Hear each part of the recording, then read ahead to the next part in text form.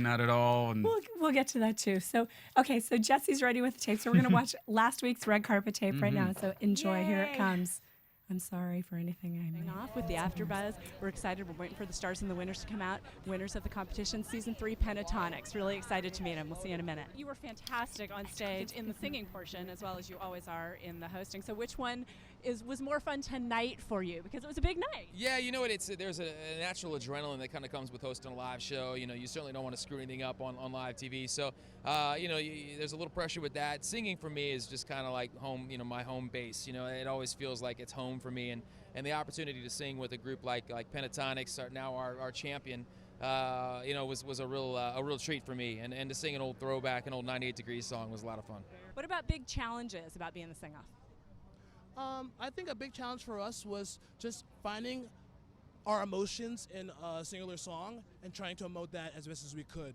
Sometimes it takes longer than normal to find your core in a song, and that was something that we tried to do every single performance. I think we did that to the best of our abilities. One of the things that I find with the sing-off is that it really showcases the voice so much better than a lot of the other competition shows do. How do you feel about that? It showcases the voice, singing, working together, harmony.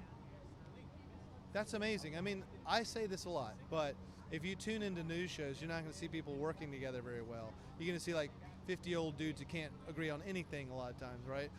This is always like, no matter how big the group, they're always working together. It's kind of important to see on TV. It's important for kids to see that on TV, and it's important for us to put out there. So that's what I'm most proud of about the show.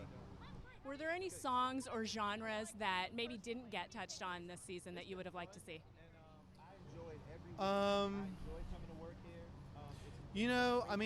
think that when I think choral, kind of not groove-oriented choral music. Like there are a lot of great Ivy League groups, like that don't have the beatbox. I'd like to see a little bit more of that. So the more traditional choral music that you do see in university groups and that sort of thing. Yeah, because it's really moving. And we had one group on for quite a while that didn't have a beatbox, and that was North Shore. And that was refreshing. I think it's important to have those groups on there because groove doesn't always come from drums.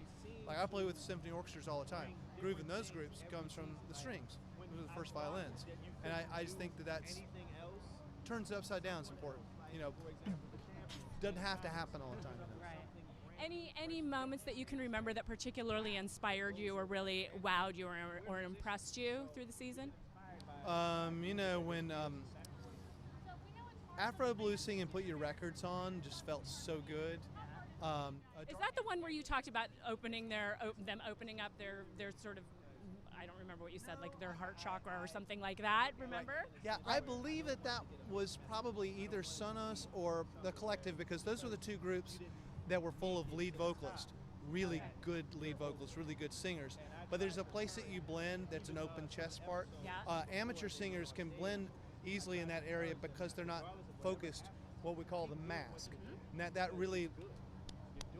that eliminates a lot of the intersections of the harmonics, and the subs come out of the chest. Because I have watched the show from the very first season, and I was talking to the Dartmouth Airs about how they usually have a set and I'll have lots of songs, whereas with the show here they would do 1 or 2 songs a week and let them really get into that. Do you think that really helped with their music? It did, because it gave them a chance to dig in. Again, they have a harder job than any other vocal competition show because they have to do it all with their voices. Again, I will promote this not just because I'm part of the show, but I will promote this to the highest mountain because people really need to hear what these people do. Like, it's unlike anything anyone has ever heard in any vocal competition show. Has nothing to do with image, has nothing to do with ego, has nothing to do with me trying to be a star or him trying to be a star or that guy and this guy. It has nothing to do with that. Every group that's on the show, they love each other sincerely, they support each other because it's a fraternity. They understand and respect the fact that they have to do all of this with no instruments. You're talking about acapella and some of the Facebook comments about like rap music, maybe is that too much? And just the essence of that kind of being acapella and the artistic expression that rap is that came to this show. Yeah, I think it's cool.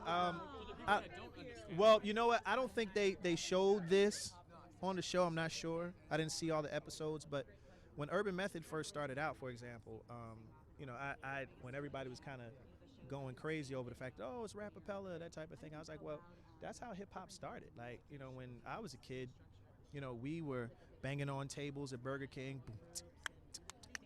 and someone would, you know, start rapping. You know what I mean? Somebody might even start singing a melody. You know what I'm saying? That was hip hop, you know, back in the day when you couldn't afford a drum machine or something like that.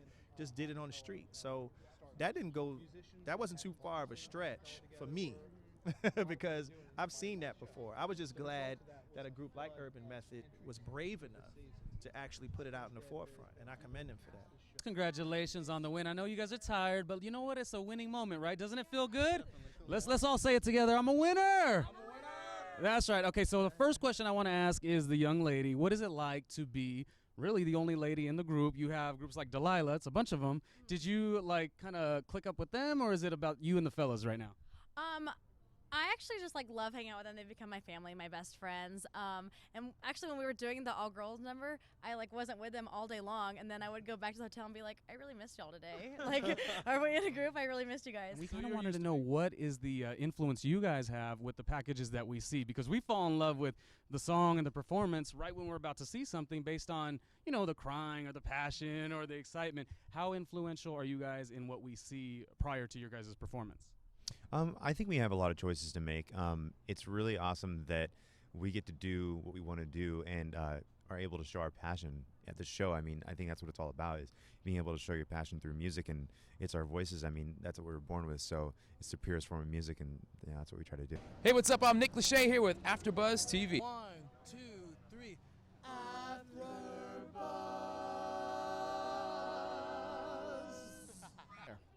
That's it.